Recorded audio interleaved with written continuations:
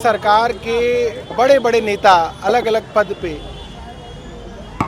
एक बात कहते हैं कि भाई जिन लोगों के परिवार वालों की मृत्यु हो गई उनको हमारी गहरी संवेदनाएं, ईश्वर उनको दुख सहने की शक्ति दे। मगर ये बातें सिर्फ ट्विटर पे और व्हाट्सएप पे और फेसबुक पे लिखने के लिए ना हो। सरकार इसको दिल से सोचे। जब किसी के घर का कोई आदमी मरता है और आप टाइप करके कह रहे थे कि इसको संवेदनाएं भेज दो, तो उस संवेदना की कोई कीमत नहीं है। ताला लगा रखा है, यहाँ पे ड्रामेबाजी कर रहे हो। तो ड्रामेबाजी है ना। बीजेपी वाला आया हुटर लगाते हुए, सलाम ठोका, तुमने अंदर डाल दिया।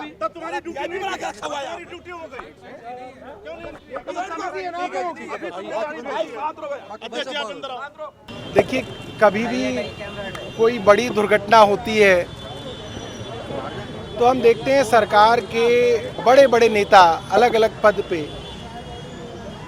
एक बात कहते हैं कि भाई जिन लोगों के परिवार वालों की मृत्यु हो गई उनको हमारी गहरी संवेदनाएं, ईश्वर उनको दुख सहने की शक्ति दे, घायलों को जल्द इलाज हो।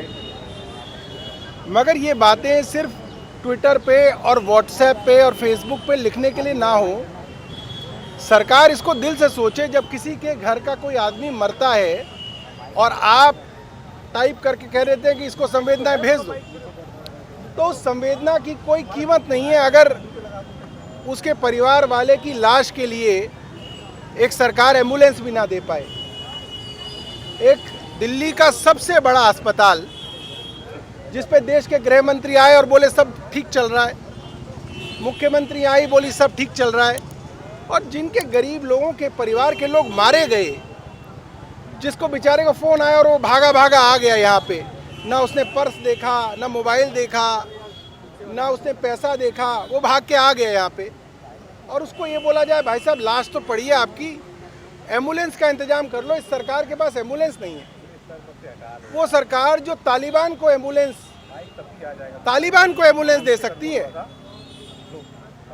वो सरकार अगर उन लोगों को भी एम्बुलेंस नहीं दे सकती जो जिनके शरीर को घर ले जाना हो, तो ये बड़ा दुखदाई है, बहुत गलत है।